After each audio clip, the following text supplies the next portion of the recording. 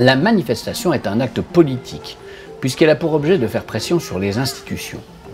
En 2018, la Confédération a ainsi manifesté avec de nombreuses autres associations. Pourtant, il est légitime de se poser la question, est-ce le rôle d'une association de protection animale de manifester ? Lors du congrès de la Confédération, Janine Vogler, présidente du refuge d'Arta, nous a raconté comment, en 1965, la manifestation des jeunes amis des animaux a permis de créer son premier refuge à Annemasse.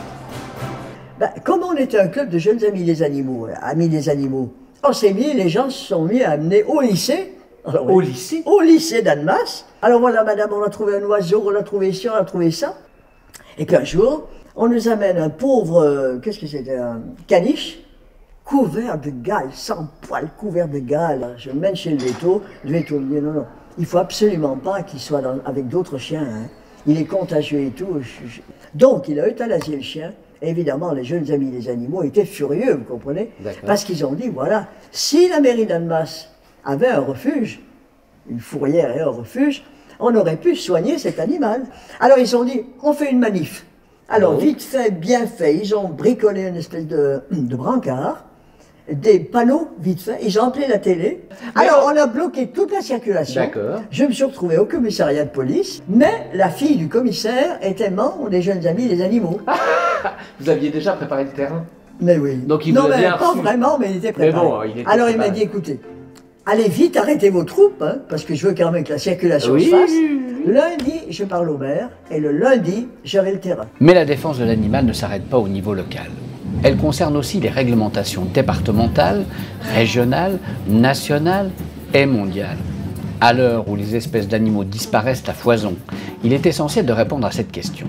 Faut-il politiser la défense de l'animal ? Au congrès de la Confédération, Aurélien Barraud nous a donné son opinion. Alors, la question qui me semble importante, c'est celle de savoir s'il faut politiser la question animale.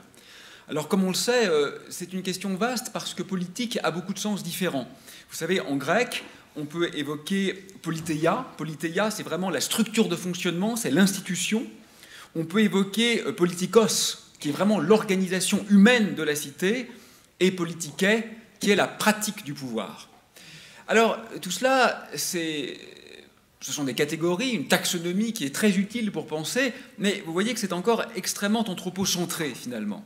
Et je crois que la question importante qui se pose aujourd'hui à nous, c'est celle d'un chantier absolument gigantesque qu'on ne peut aborder qu'en revoyant nos vieilles catégories et nos moyens finalement de penser qui ne sont pas adaptés, me semble-t-il, à l'immensité de la question animale à laquelle finalement nous commençons tout juste à faire face. Et d'ailleurs, ça se voit par cette sorte de réaction souvent antagoniste, parfois agacée, de temps en temps même angoissée d'un certain nombre d'intellectuels, dès lors que la question du bien-être, de la valeur, du droit, de la conscience des animaux est abordée, comme s'il fallait à tout prix maintenir cette frontière qui fut pendant plusieurs dizaines de siècles érigée entre nous et ces authentiques alter ego que constituent en réalité les animaux.